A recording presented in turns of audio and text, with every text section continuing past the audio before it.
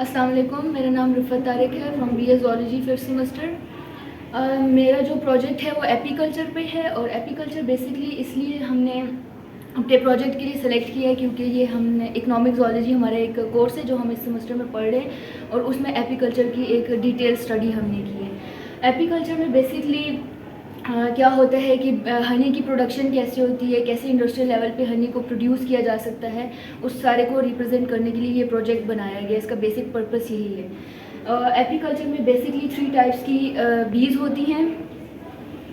एक होती है क्वीन, वर्कर और ड्रोन।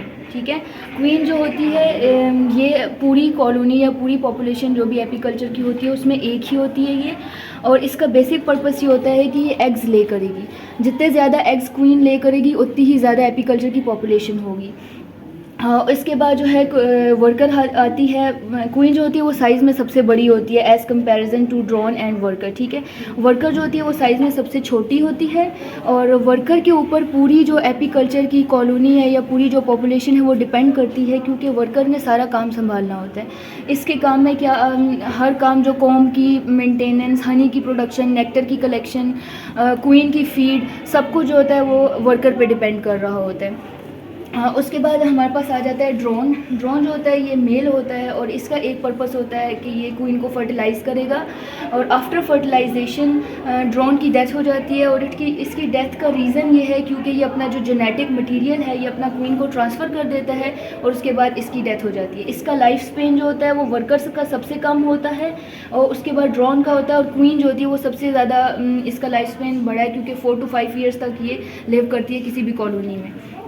अब हनी प्रोड्यूस कैसे किया जाता है कि यहाँ से जो बी है वो फ्लावर से नेक्टर लेगी और यहाँ से ये ऐसे ये जाएगी अपने इस कॉम के अंदर। ठीक है, और यहाँ पे इसके वर्कर के पास एक ऑर्गन होता है जिसको क्रॉप भी बोलते हैं। यहाँ पे ये नेक्टर को कलेक्ट करेगी और यहीं पे हनी बन जाएगा।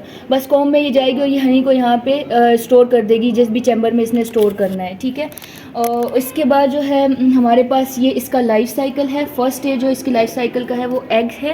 एग तो अप्रॉक्सीमेटली 4 to 5 डेज़ तक ये स्टेज रहता है। उसके बाद लार्वल स्टेज आता है जो 5 to 9 डेज़ तक रहता है और फिर प्यूपा आता है और प्यूपा के बाद अडल्ट स्टेज आता है। ठीक है, ये इसके प्रोडक्ट्स हैं। ये डिफरेंट टाइप्स ऑफ हनी है। ये ब्लैक हनी होता है और ये नॉर्मल जो हम लोग को आम मार्केट से हनी मिल जाता है वो है।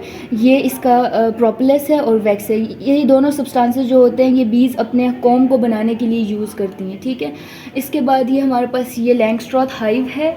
लैंगस्ट्रॉथ हाइव को बेसिकली लैंगस्ट्रॉथ हाइव इसलिए बोला जाता है क्योंकि जिस इंसान ने इसको फर्स्टली डिस्कवर किया था या बनाया था उसका नाम लैंगस्ट्रॉथ था।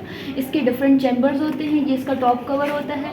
इसके बाद इसको खोलने के बाद ये इसके अंदर से ये स्टैंड्स होते हैं। ठीक है, और स्टैंड्स में ऐसे जो होता है ये बीज जो हैं यहाँ पे आके ये हनी और वैक्स वगैरह इधर स्टोर करती हैं।